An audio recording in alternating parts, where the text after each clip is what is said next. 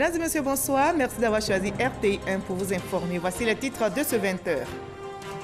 Le vice-président Daniel Kablan-Duncan est de retour à Abidjan après un séjour passé à New York où il a pris part à la 73e Assemblée générale de l'ONU. Il a eu des entretiens en marge de la rencontre. Daniel Kablan-Duncan a échangé avec des personnalités politiques et du monde des affaires.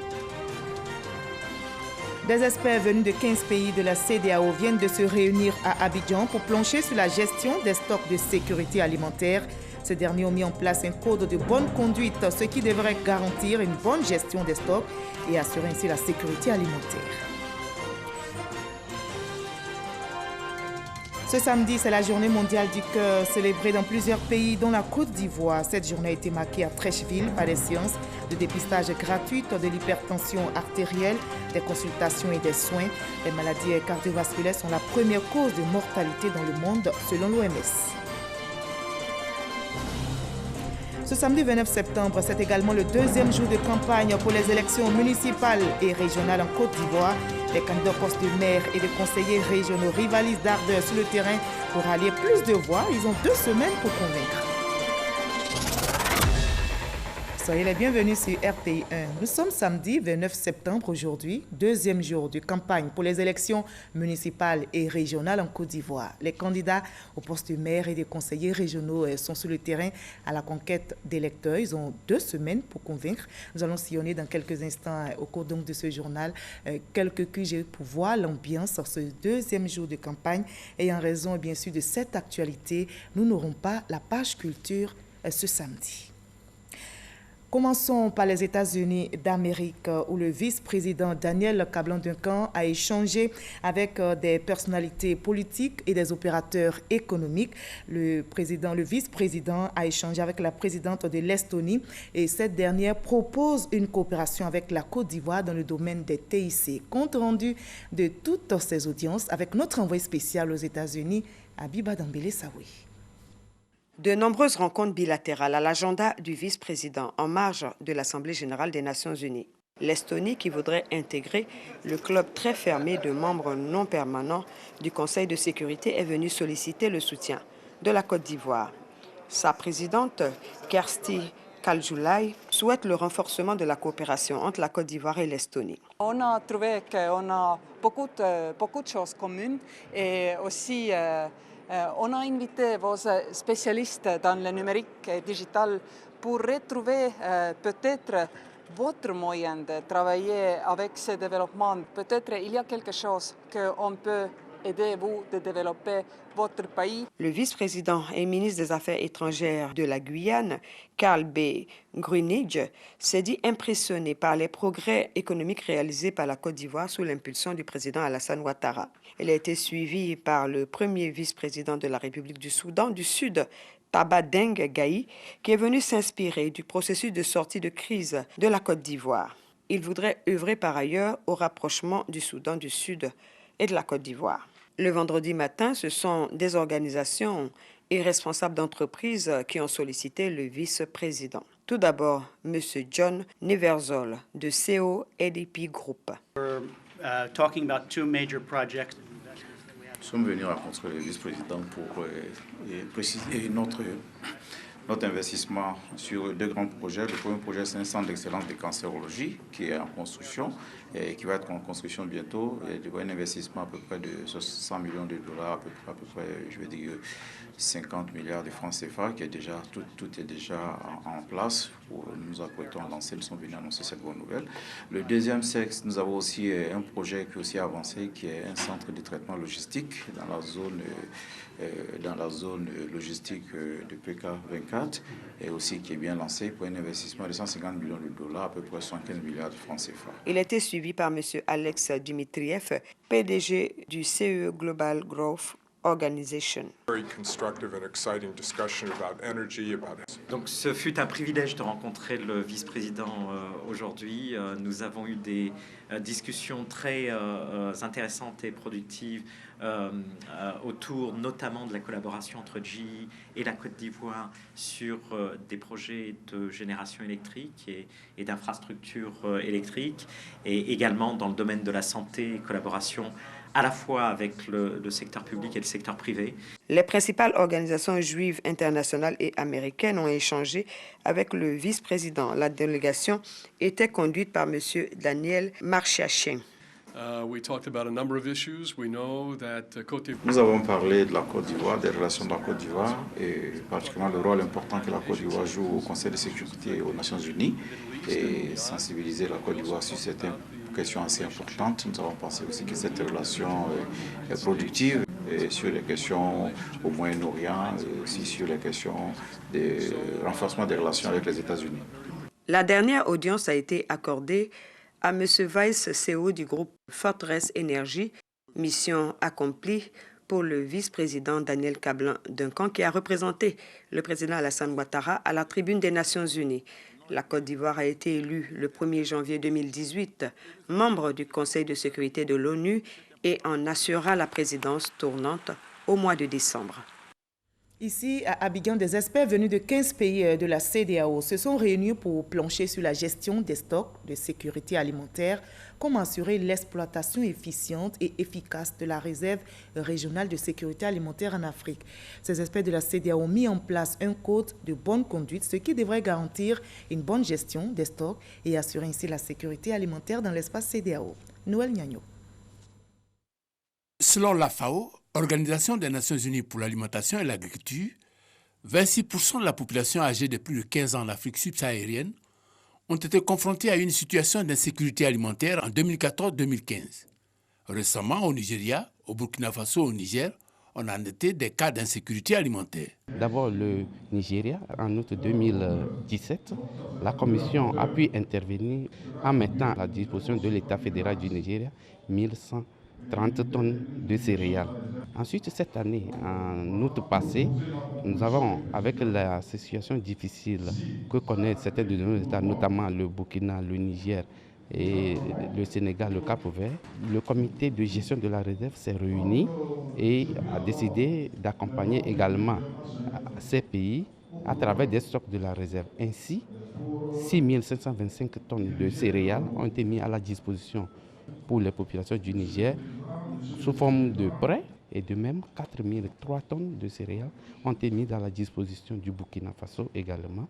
En Côte d'Ivoire, par contre, il est constaté une réduction de l'insécurité alimentaire due à la mise en œuvre du PENIA, Programme d'investissement agricole de première génération.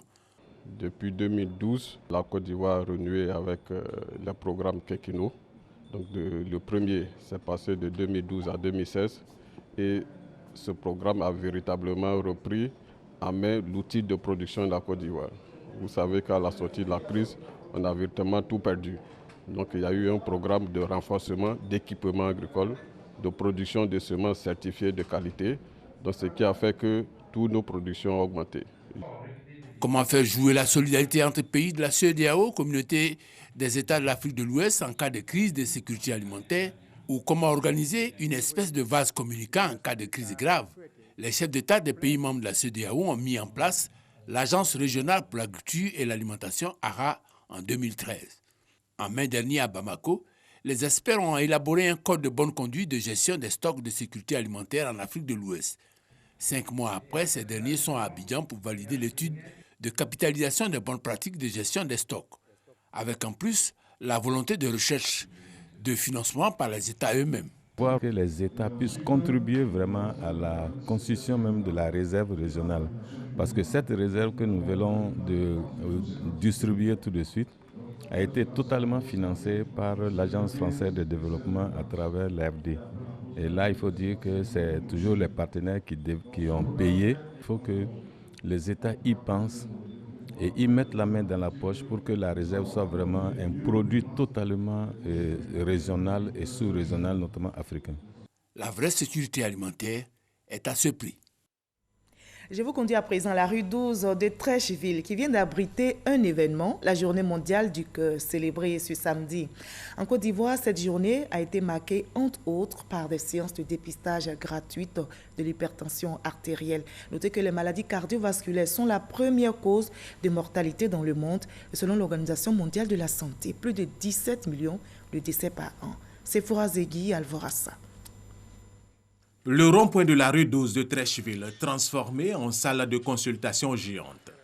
Les populations venues se faire ausculter répondent ainsi à l'appel du ministère de la Santé à travers la Fondation des maladies du cœur. En tout cas, c'est une bonne chose, une bonne initiative.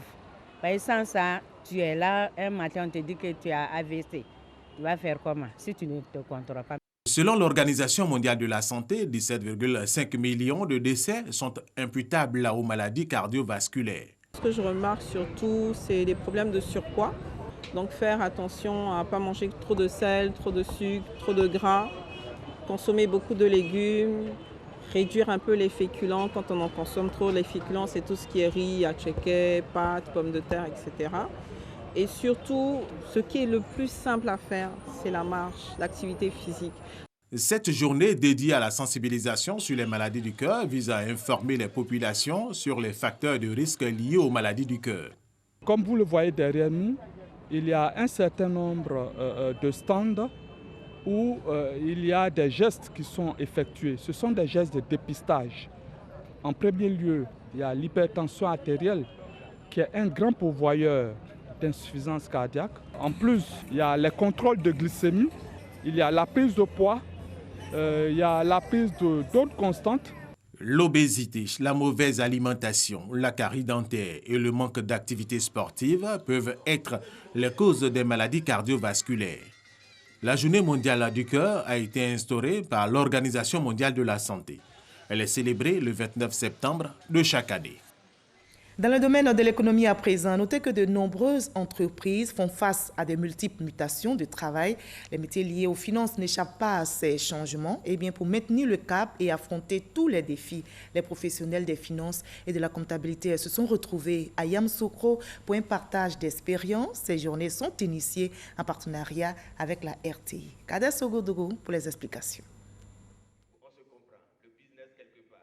Des directeurs financiers et comptables, des trésoriers, banquiers, experts comptables et autres professionnels des finances et de la comptabilité se retrouvent à Yamoussoukro pour la 4e année consécutive pour des journées qui leur sont dédiées.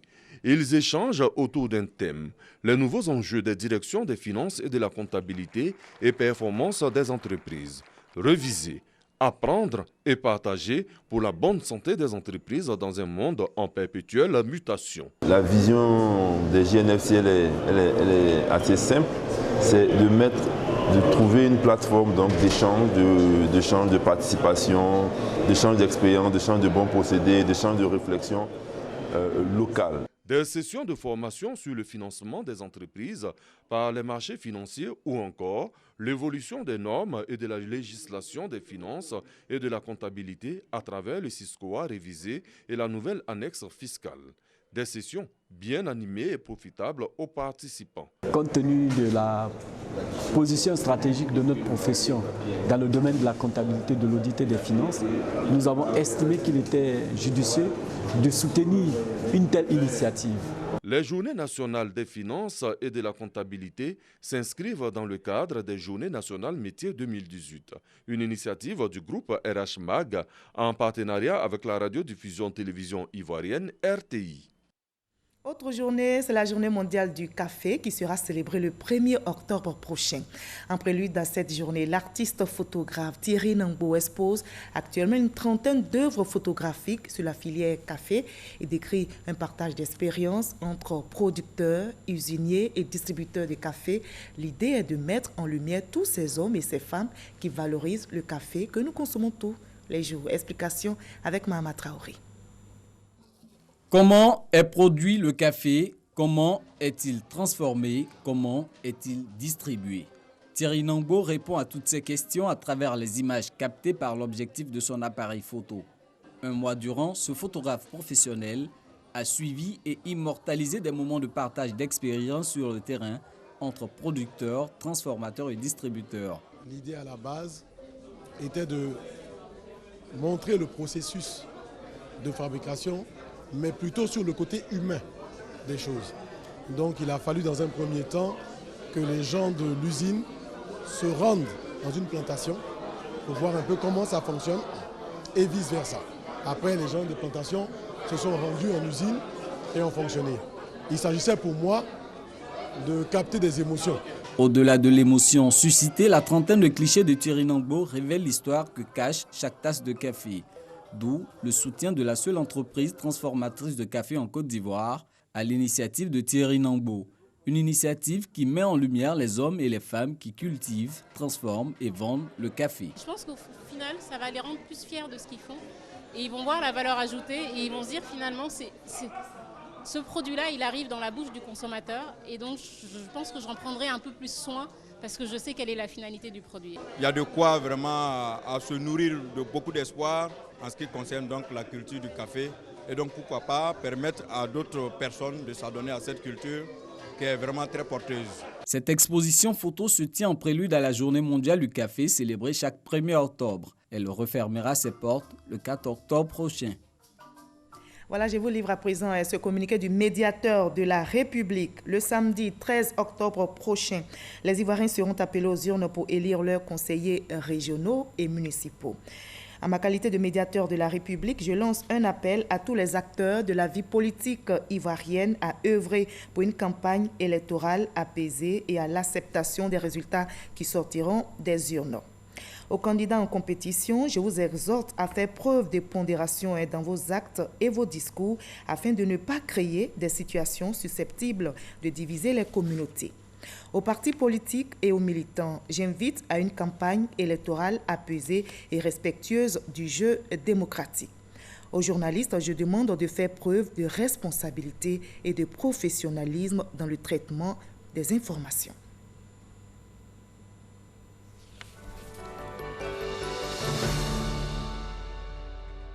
Voilà, ce samedi 29 septembre marque le deuxième jour de campagne pour les élections municipales et régionales en Côte d'Ivoire. Nous allons voir comment les candidats au poste de maire et de conseillers régionaux rivalisent d'ardeur sur le terrain pour allier plus de voix le 13 octobre prochain, jour de scrutin. Nous allons donc commencer par les régionales à l'intérieur du pays. Comment s'est déroulé ce deuxième jour de campagne dans l'Agnebi, Tiassa? Élément de réponse avec nos reporters Mississoko et Chekoni. À Beauville, place Henri Konabédié, premier meeting de Demba Ngoupière, candidat RHDP au régional de l'Agnebi-Tiassa. Demba Ngoupière veut rassembler les populations de cette région autour d'un projet commun de développement inclusif et participatif. L'Agnebi-Tiassa a régressé. Aujourd'hui, ce que je propose, d'abord, c'est que l'unité retrouvée ne se disloque plus. Tous mes frères et sœurs que vous voici avaient soif qu'on se rassemble. Ensuite, que chacun apporte sa compétence et que nous ayons une grande vision à la hauteur des potentialités, à la hauteur donc, de toutes les opportunités que nous donne notre environnement et notre positionnement. Donc nous allons vraiment travailler rapidement pour qu'au soir du 14, la victoire soit éclatante et que nous puissions jeter les bases d'un développement de notre région. À plus de 10 km de là, Mbolo Nando Marté, lui, a choisi Grand Morier pour lancer sa campagne. Candidat indépendant, Mbolo Nando Marté sollicite un deuxième mandat pour poursuivre les actions de développement déjà entamées. Nous ne venons pas pour faire des promesses. Nous avons un passé. Donc, quand on regarde notre passé, notre équation personnelle et en tant que politique, notre bilan, nous pouvons parler d'aujourd'hui et nous pouvons fièrement parler de l'avenir. Notre candidature à notre propre succession n'est pas motivée par d'autres intérêts, tout simplement pour la défense des intérêts de nos populations. Pour les régionales dans l'Agnebi-Tiassa, ces candidatures sont les seules en lice. Et pour ces régionales également dans la région des Grands Ponts, les candidats rivalisent d'ardeur sur le terrain pour allier plus de voix le 13 octobre, jour du scrutin.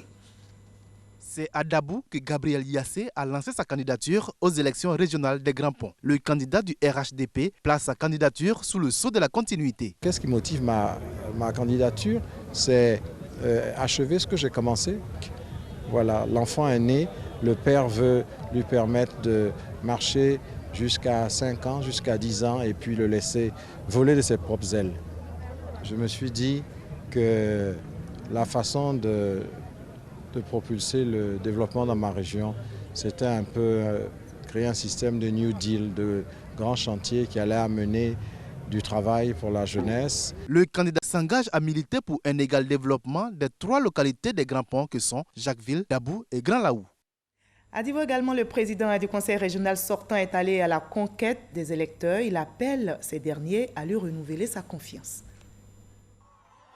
Zakpa Komenon Tchekoura Roland est candidat à sa succession au poste de président du conseil régional du Lodjibois.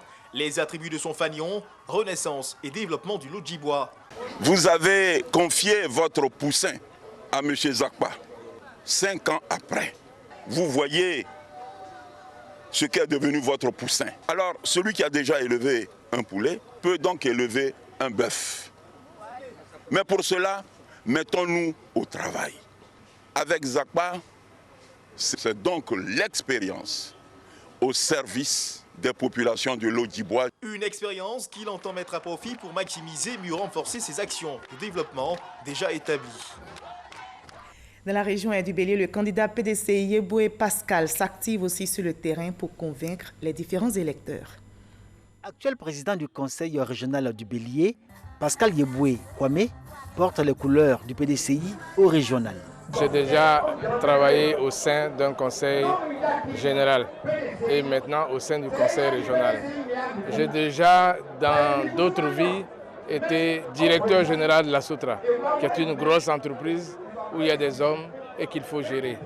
Et donc, ma compétence, mon expérience, je mets ça au profit de la population pour réaliser ce dont la population a besoin, le bien-être de la population. À Toumoudi, les dépositaires de la tradition invitent les candidats et leurs partisans à une campagne pacifique. Dans la région du Kyologo, vous allez le voir, les candidats RHDP et indépendants ont ainsi investi le terrain. Ils tentent de convaincre les électeurs. Pour la liste RHDP pour les régionales dans le Kyologo lance sa campagne. La liste est conduite par Ouattara Tene Biraïma. Mon équipe et moi, nous voulons apporter un peu plus de mieux-être à nos populations, à nos parents du Kyologo. C'est donc l'objet de le but de notre candidature. Nous avons besoin de beaucoup de choses ici, que ce soit en matière d'infrastructures routières, en matière d'eau, en matière d'électricité, en matière de santé. Nous avons donc un programme vaste à proposer à nos parents. J'espère que nos parents sauront faire le bon choix, le choix du développement. La forte mobilisation du jour traduit la volonté du RHDP d'assurer une victoire au soir du 13 octobre 2018. Mamadou Koulibaly, tête de liste indépendante Ensemble pour le développement du Kyologo, sillonne les rues de Fekese-Dougou à l'effet de rafler le maximum d'électeurs pour le conseil régional. Je vais apporter la vérité au Kyologo. On parle toujours du développement. C'est la paix, la cohésion sociale et surtout, je me baserai sur l'agriculture et l'épanouissement de la jeune fille. Ça veut dire que je suis l'homme de la situation. Je suis l'homme du jour. Je suis l'homme pour le Kyologo. Et je souhaiterais aussi bon courage à tout le monde. La décision appartient aux 107 048 électeurs de la région.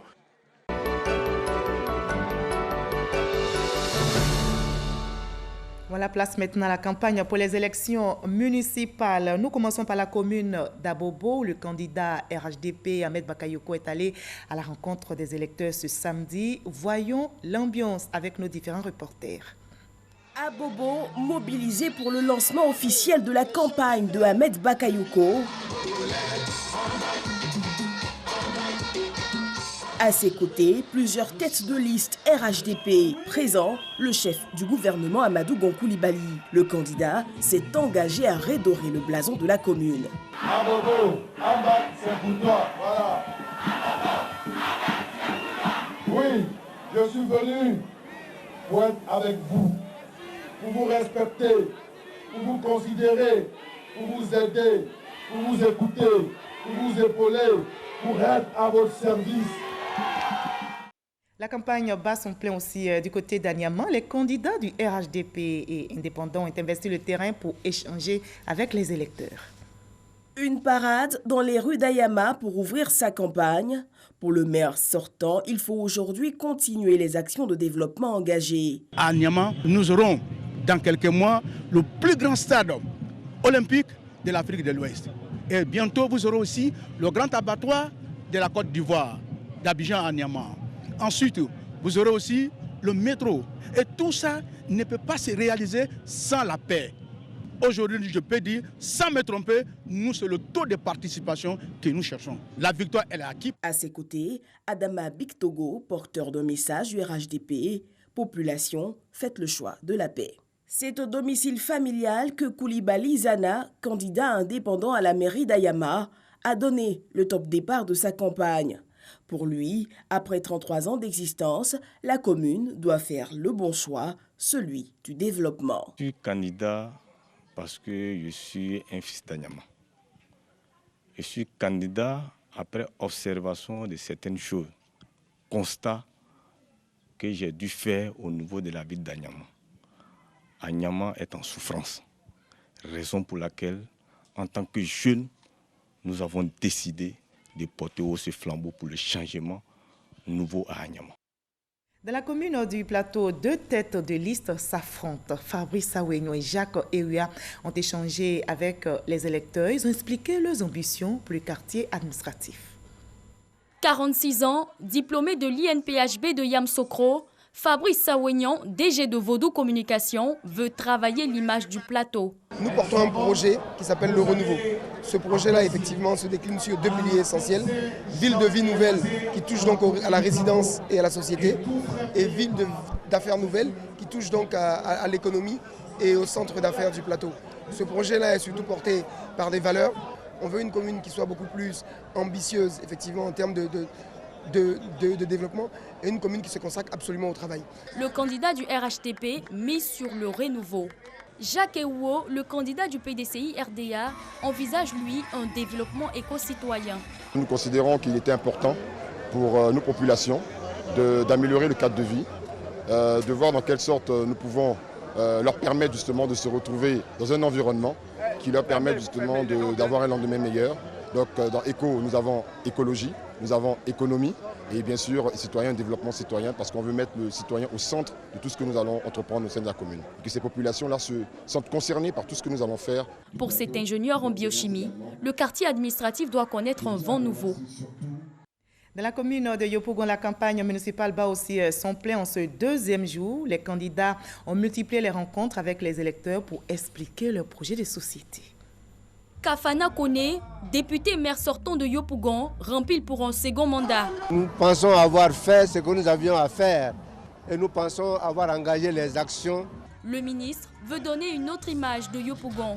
Mais changer les mentalités, changer les infrastructures, faire en sorte à ce que Yopougon soit perçu autrement qu'une simple cité où on vient s'amuser. Certes, ça sera toujours la cité de la joie, mais nous voulons que Yopougon soit véritablement à la tête de l'émergence de la Côte d'Ivoire.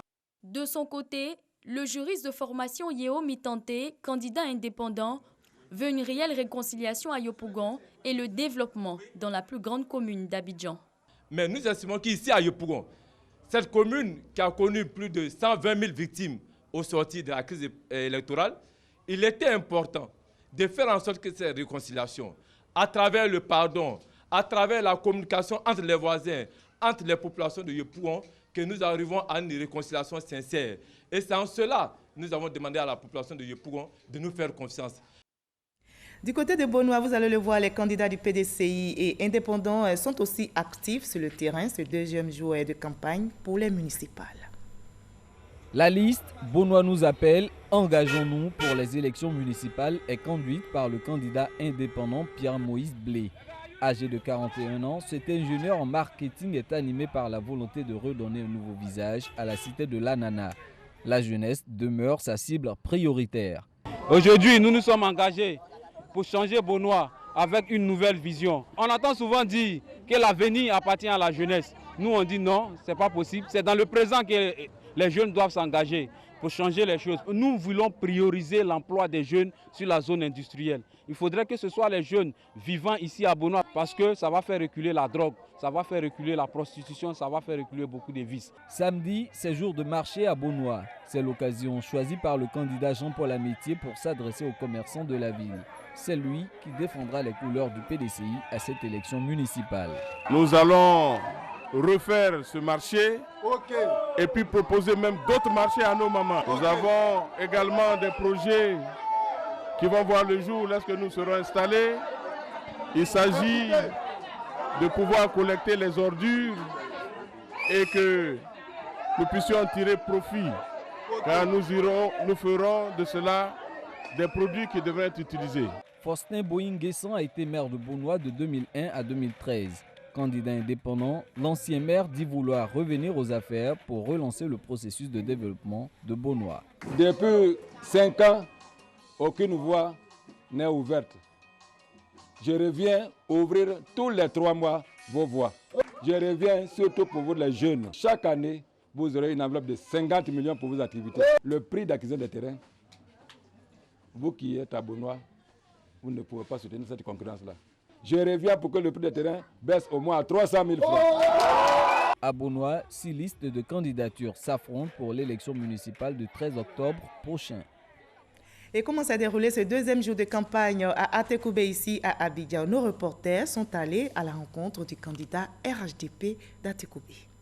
Dans Opola, rempli pour un deuxième mandat à la tête de la mairie d'Atekoubé. Ce samedi, aux côtés du ministre Adama Bictogo représentant le chef du gouvernement Amadou Gon Coulibaly, il a partagé avec les populations sa vision pour son prochain mandat. Nous avons travaillé à la cohésion sociale. Ce travail que nous avons fait, qui a permis au Premier ministre de nous proposer, nous, petits enfants d'Atekoubé, d'être aujourd'hui ministre de la République de Côte d'Ivoire. Il a choisi notre année pour s'occuper de la problématique de l'eau en Côte d'Ivoire.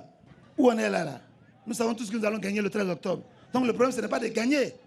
C'est maintenant le score. La campagne pour les municipales bat aussi son plein. Voyons maintenant l'ambiance avec nos différents reporters. Grand Laou, au QG de campagne du candidat André Kouassi, l'heure est à la mobilisation des équipes avant d'investir le terrain. Son ambition, faire basculer la mairie de Grand Laou dans le camp du RHDP. Au cours de nos tournées, beaucoup de préoccupations ont été formulées. Nous allons dégager les problèmes prioritaires, voir les faisabilités et assurer la mise en œuvre effective.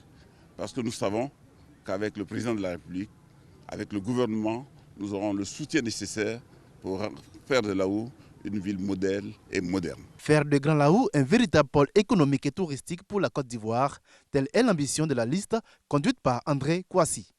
Sans tambour ni trompette, elle est rentrée de plein pied dans la campagne municipale. Aoto Céline a décidé d'attaquer les mots de Grand Laou par la racine.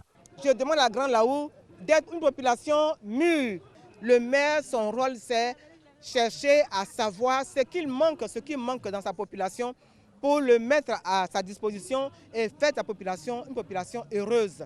Et moi, je veux faire de Grand Laou une commune d'excellence, une commune touristique, une commune enviée, une commune dans laquelle on se sent très à l'aise, une commune prospère. Entre autres projets prioritaires que se fixe Aoto Céline, la restauration de la sécurité, la réhabilitation du marché et l'incitation à l'industrialisation de Grand Laou. Parade pédestre et motorisée dans les principales artères de la ville, Daniel Niani, candidat du PDCI à la mairie de Grand Laou, a clairement affiché ses ambitions. Je pense être à mesure d'apporter un plus au travail qui a été déjà initié par nos prédécesseurs. En l'occurrence, le maire de Cherassouan jusqu'au maire de Ajan. Je voudrais m'insérer dans le chemin qu'ils ont tracé pour élargir ce chemin en vue de faire de Grand Laou une ville encore plus accueillante pour pouvoir attirer, n'est-ce pas, plus d'investisseurs. Le candidat du PDCI sollicite ainsi le suffrage des électeurs en vue de mettre en valeur les nombreuses potentialités dont dispose Grand Laou. Véritable campagne à l'américaine que celle lancée par Serge Bambo. Candidat indépendant à la mairie de Grand Laou, il nourrit de grandes ambitions pour cette ville. En fonction de la léthargie dans laquelle j'ai trouvé Grand Laou, j'ai décidé de me mettre au service de cette ville. Pour remettre en place les infrastructures, une remise à niveau totale de l'ensemble des infrastructures. J'ai regardé aussi les populations. J'ai vu qu'il y avait un gros problème de cohésion sociale. Donc notre rôle sera de faire en sorte que tous soient un autour d'un seul objectif, être laouien, oublier nos origines et être tous enfants de Grand Laou. Serge Bambo revendique sa proximité envers les populations, une proximité qui lui permettra, selon lui, de mieux traiter les problèmes que connaît la ville. À Boifle également, les candidats misent sur la proximité pour conquérir plus d'ivoire. Lassina Tuyo, candidat RHDP, veut bâtir une ville coquette grâce à un projet de modernisation de Boifle. Nous allons envoyer la SODECI dans le plus reculé quartier de Boifle ici. Nous allons le faire. Pour les ordures, nous allons doter la mairie de Boifle des camions de ramassage. Nous allons avoir dans la première année 5 camions de ramassage ici à Bois-Flé. Tous les campements, tous les villages de proximité qui n'ont pas de collège, nous allons les doter de collèges et de centres de santé. Lassina Tuyo veut donc renforcer les infrastructures éducatives et sanitaires de la commune de Bois-Flé s'il est élu au soir du 13 octobre prochain. Zouré Abdoulaye, candidat indépendant aux élections municipales de Bois-Flé, déroule son programme d'assainissement de la commune. Mon programme cette année, c'est la salubrité qui a une gangrène à Bois-Flé ici. Nous allons vous débarrasser de ça en 3 mois. Nous allons faire des forages dans les quartiers où il n'y a pas d'eau potable. Nous allons électrifier les quartiers où il n'y a pas d'électricité. Pour les femmes, nous allons aider les femmes à faire leur commerce. Et pour pouvoir réaliser ce projet, Zouré Abdoulaye compte sur le soutien des électeurs de la commune de Bois-Flé.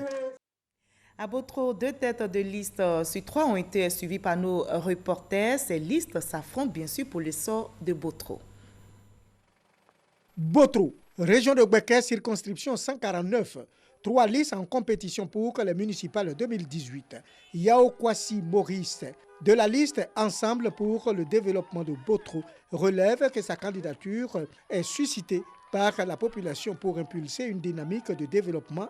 Le développement de Botro va commencer par l'éducation, la formation, l'emploi, les jeunes et les femmes. Nous allons créer des emplois, nous allons aider les jeunes, nous allons financer le projet des jeunes, nous allons faire en sorte que la femme devienne financièrement autonome. Nous pensons qu'il y a une certaine vertu qu'ils ont constatée, c'est pour ça qu'ils ont sollicité Yao Maurice. Yao Léopold, tête de liste du groupement Progrès, Autonomie et Développement Indépendant, a pour ambition de mettre son expertise au service du développement de Botro. J'ai beaucoup de programmes à développer pour Botro. J'ai beaucoup de relations qui puissent faire venir les projets à Botro. Mes relations extérieures, j'en ai assez parce qu'il y a longtemps, je travaille avec les bailleurs de fonds. Et c'est pour tout cela que je vais me présenter pour pouvoir aider ma région. L'éducation, la santé, je serai dans cette sphère. Ces têtes de liste ont un dénominateur commun, le développement de Botro. Et on poursuit notre voyage à l'intérieur du pays. Mettons maintenant le cap sur Toumoudi pour voir l'ambiance ce 2e jour de campagne pour les municipales. Toumoudi, le site du Mati Village, lieu de la grand-messe des militants PDCI en contact avec leurs candidats. Pour les municipales, Idrissa Koné représente le parti. J'ai une expérience professionnelle variée, une équipe professionnelle qui regorge de compétences clés pour relancer le développement de Toumoudi. Et donc je suis la personne à même de connaître les défis auxquels la ville est confrontée et trouver ensemble avec mon équipe des solutions de gestion durable. Comme toutes les villes secondaires avec des ressources limitées, il y a un défi important qui nous oblige à trouver des solutions particulières. Nous faisons maintenant un tour à San Pedro pour voir l'ambiance ce 2e jour de campagne pour les municipales. Quelles sont les stratégies adoptées par les différents candidats? Vous allez le voir, il y a une femme parmi ces candidats aux municipales. Okwaku Kwadio Fares, tête de liste Génération Espoir de San Pedro, a choisi de faire une parade dans la ville. Je conduis une liste sur laquelle il y a toutes les compétences, toutes les qualités. Et si la population nous accorde cette faveur d'être élu maire, nous demandons 5 ans. Vous verrez une ville de San Pedro fortement transformée, développée. Loin de nous l'idée de faire un buzz. Nous venons et nous allons remporter ces élections. Je donne rendez-vous à toute la population de San Pedro. Le candidat indépendant Kwaku Kwadio Fares se veut l'espoir de San Pedro. Le marché du lac a servi de cadre pour la 2e sortie du candidat indépendant Capé César, tête de liste San Pedro, un nouveau départ. Nos mamans ont toujours des problèmes. Et quand nous constatons que le panier de la ménagère est menacé, il était important pour nous, en tant que fils de San Pedro, de prendre un certain nombre de résolutions pour changer le cours des choses. Des meetings et des porte-à-porte sont prévus pour la suite de la campagne qui permettra à Capé César de donner un nouveau départ à San Pedro. Le candidat indépendant Bakary Diabagaté, qui conduit la liste San Pedro Nouveau, a choisi les artisans pour sa deuxième sortie. Si je suis là sous la pluie, c'est pour exprimer ma solidarité aux mécaniciens qui font tout pour nous éviter les accidents sur les routes. Parce que ce sont des artisans, ils sont pourvoyeurs de recettes et nous allons les installer dans des conditions plus idoines afin qu'ils puissent exercer leur métier qui est très noble. Au-delà des mécaniciens, c'est tous les artisans qui sont visés, les menuisiers, les coiffeuses, en tout cas tous les secteurs de l'artisanat. Et les artisans ont une place de choix dans le programme San Pedro Nouveau. D'autres corps de métiers sont également à visiter. Touré Natari, la seule femme parmi les 6 candidats, veut la mairie pour plusieurs raisons. Je suis à la tête d'une ONG qui milite en faveur du développement durable, avec des activités sur des axes tels que l'autonomisation des femmes, la promotion de l'emploi pour les jeunes et le développement communautaire de façon générale. Et c'est fort de cette expérience que j'ai décidé de briguer la mairie de San Pedro, qui est ma ville natale. Ce que je peux dire aux populations, c'est que j'ai des projets pour chacune d'entre elles. La liste indépendante Le Changement, c'est maintenant conduite par Touré Natari, va faire du porte-à-porte et des meetings pour convaincre les électeurs. Et à Divo, les candidats rivalisent également d'ardeur sur le terrain pour tenter de convaincre les électeurs. Candidat à sa réélection, tête de liste RHDP de Divo, Kouakou Kofi Amédé, fort du soutien de son parti, multiplie les rencontres avec son staff avant de rejoindre le terrain. Ses principaux arguments. Quand nous arrivions dans cette mairie, le budget était autour de 400 millions.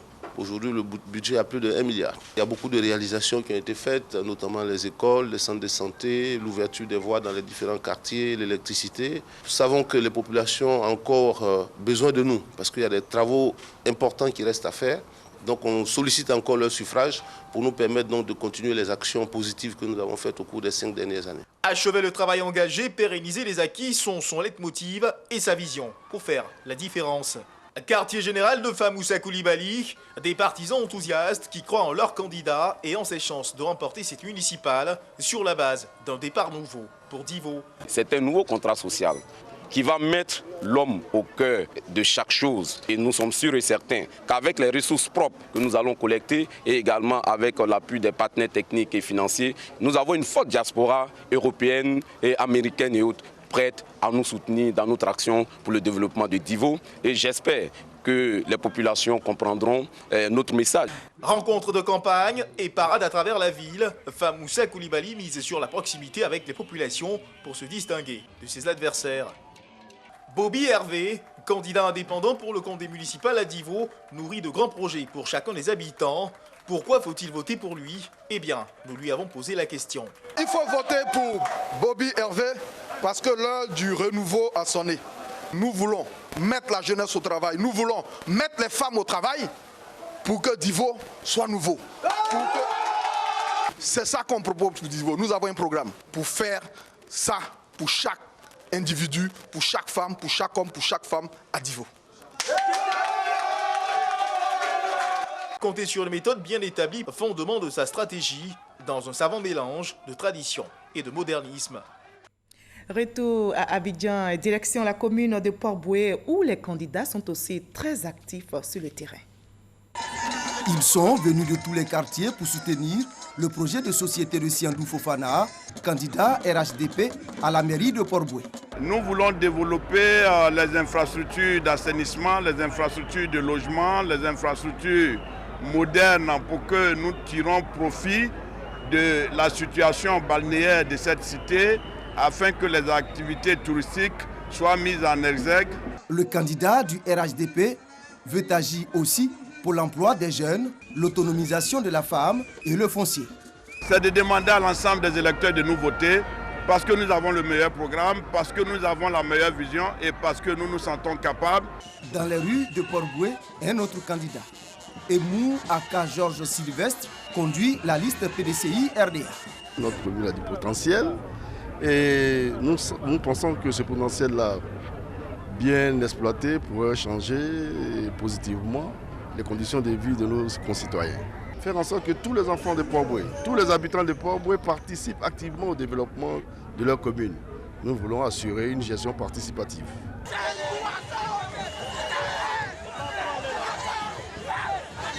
Le candidat du PDCI RDA appellent à une campagne apaisée et démocratique.